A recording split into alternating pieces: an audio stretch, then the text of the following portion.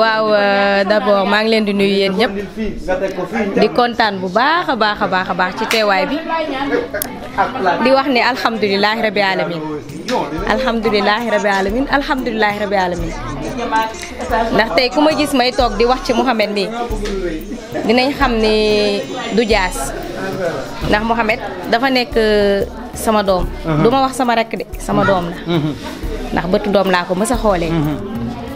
teel ko gëm nag boobu da doon làqatu di way parce que nag dafa xawoon ci bit teel ko gëm li nekk ci moom yëpp yaakaar naa ni man Mouhamed moomoo bu defee dara dama koy xeeb lu mu mënti def dama koy xeeb parce que dama xam capacité macha allah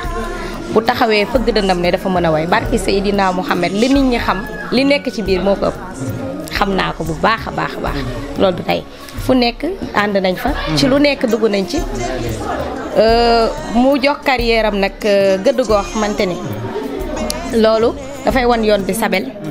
magam la mais daf koy wan paamaam caat donc liggéey moom du fen li nga liggéey carrière am tëju na ko way jox nañ lépp ñoom li ñu waroon foo di ko génne di ko football yi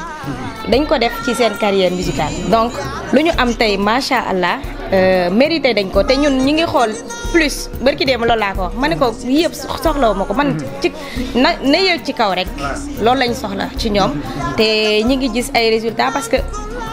ay xale lañ mais ay jàmbaar lañ bu baax a baax macha allah dama koy ñaanal jëng maa ñoo ngi ko du góor lépp lu muy séntu cey lii la ñu wax yeneen yaa ngi ñëw lépp lu mu ci séntu ci kàttanu suñu borom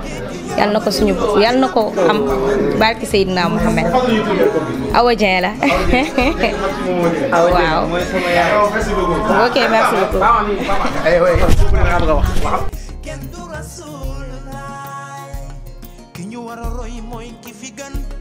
Muhammad ya jaratu de dom Ibnu Abdallah sang ye nabi ki ñu wara roy moy ki fi gën Muhammad ya jaratu de dom Ibnu Abdallah sama turando nabi ya Rasulullah